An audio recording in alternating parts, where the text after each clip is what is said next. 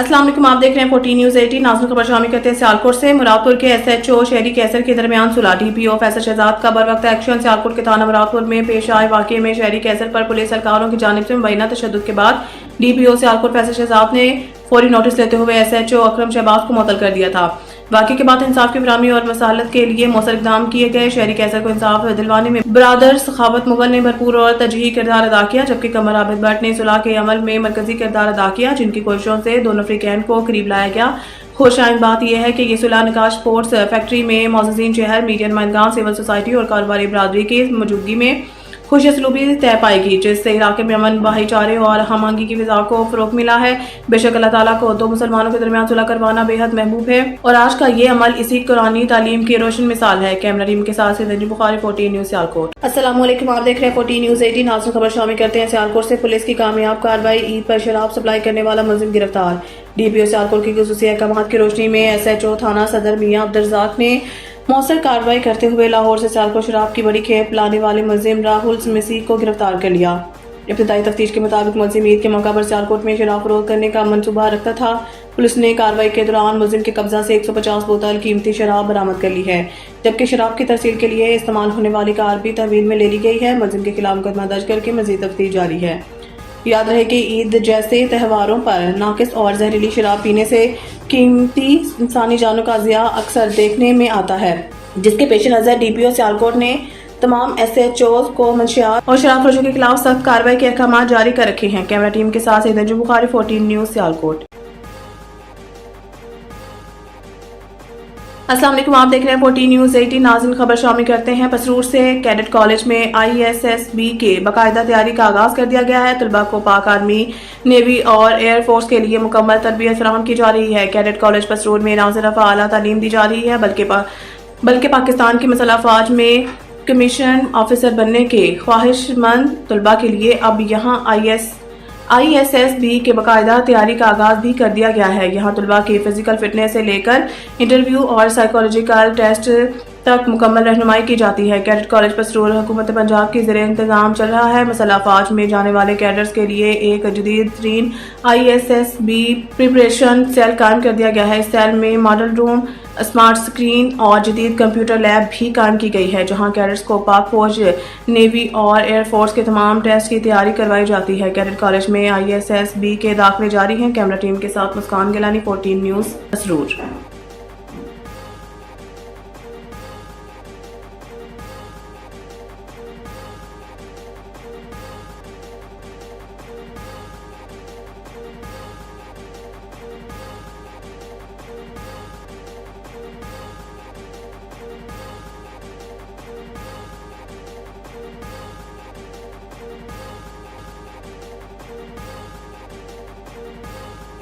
अस्सलाम वालेकुम, आप देख रहे हैं 14 न्यूज़ 18। नाज़रीन खबर शामिल करते हैं सियालकोट से। हस्बुल हुक्म एडिशनल IG ट्रैफिक पंजाब और डीपीओ सियालकोट की खुसूसी हिदायत पर सिटी ट्रैफिक पुलिस सियालकोट ने कम उम्र ड्राइवर्स के खिलाफ क्रैकडाउन शुरू कर दिया है।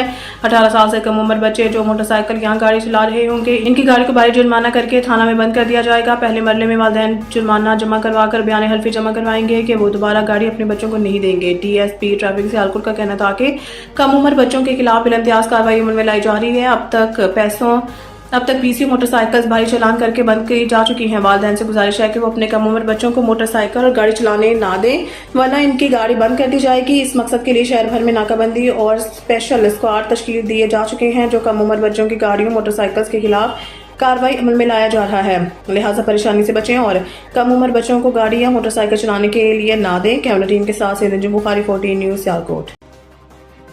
पाक भारत कशीदगी जौहरी तबाही का बाइस बन सकती थी, हमने दोनों को जंग से रोका।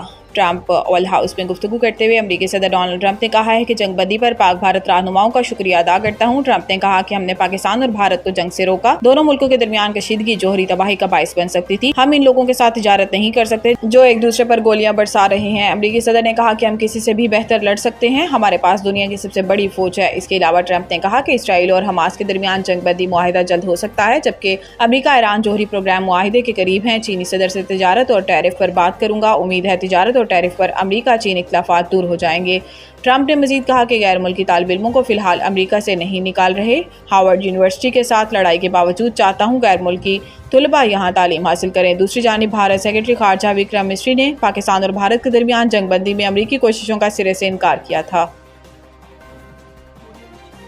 रूस ने भारत की मगरब नवाजी को बेनकाब कर दिया। पाकिस्तान की अमन पॉलिसियों की तारीफ। रूस के शहर प्रिम में पोरिशियन फोरम के मौका पर एक अहम मुलाकात में सेनेटर मुशाहिद हुसैन सैयद ने रूसी वज़ीर ख़ारजा सरगई लावरोव से मुलाकात की, जिसमें रूस की हालिया पाक भारत कशीदगी के दौरान मुस्बत गैर जानिबदारी पर रूस का शुक्रिया अदा किया। मुशाहिद हुसैन ने रूसी क़यादत के मुतवाज़िन मौक़िफ़ को सराहते हुए कहा कि रूस ने खित्ते में अमन के लिए एक जिम्मेदार क़ुव्वत का किरदार अदा किया, जबकि भारत अपनी रिवायती जंगजू याना रविश पर कायम रहा। ये मुलाकात फोरम के आगाज से कबल 40 मिनट जारी रही, जहां रूसी वज़ीर ख़ारजा ने वाज़ेह तौर पर भारत की मगरब नवाज पॉलिसियों पर तनकीद की। इन्होंने भारत की इंडो पैसिफिक स्ट्रेटजी और अमरीकी इत्तेहादी इत्तेहाद क्वाड को खित्ते में कुशीदगी बढ़ाने का सबब करार दिया। रूसी वज़ीर ख़ारजा का कहना था कि इंडो पैसिफिक का कोई तारीखी या जोग्राफियाई वजूद नहीं, बल्कि नेटो ने चीन मुखालिफ मकासद के लिए भारत को अपने मनसूबों में घसीटने की गर्ज से ये इस्तिलाह खड़ी की है।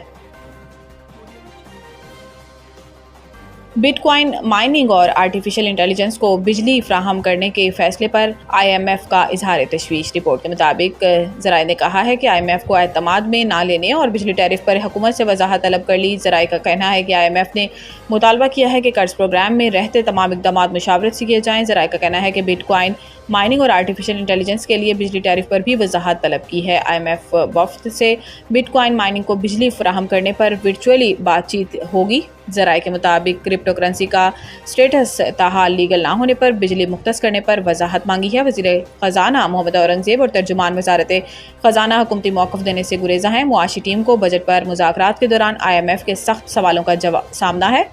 बिजली फराहमी के इक़दाम पर IMF की जानिब से मज़ीद सख्त बातचीत का खदशा है। गैर कानूनी हाउसिंग स्कीमों को एमनेस्टी देने पर गौर की करना होगा। वज़ीर आला पंजाब मरीम नवाज शरीफ की ज़ेर सदारत इजलास में गैर कानूनी हाउसिंग सोसाइटीज़ को रेगुलराइज करने का मेकनिज़म पर गौर किया गया है। इजलास में ब्रीफिंग देते हुए बताया गया है कि पंजाब में हाउसिंग सोसाइटियों की कुल तादाद 7,905 है। पंजाब में 2667 हाउसिंग स्कीमें मंजूर शुदा हैं, 5118 गैर कानूनी या अंडर प्रोसेस हैं। LDA के ज़रिए तमाम 707 में से 427 मंजूर शुदा और 206 गैर कानूनी हैं। इजलास में गैर कानूनी हाउसिंग स्कीमों की रेगुलराइजेशन के लिए आला सतह की कमेटी बनाने पर इत्तेफाक हुआ और फैसला किया गया है कि हाउसिंग सोसाइटीज़ मैनेजमेंट सिस्टम मुतारिफ कराया जाए कि हाउसिंग सोसाइटीज़ की मंजूरी, मैनेजमेंट और ट्रांसफ़र ऑनलाइन हो सकेगी। डॉक्यूमेंट्स अपलोड करने के बाद NOC फ़ीसें भी ऑनलाइन अदा होंगी। इजलास में हाउसिंग सोसाइटीज़ रजिस्ट्रेशन के लिए गैर ज़रूरी NOC ख़त्म करने का हुक्म दिया गया है। इनका कहना है कि क़वाइद ज़वाबित के मुताबिक हाउसिंग स्कीमों को एक मरतबा एमनेस्टी देने पर गौर करना होगा।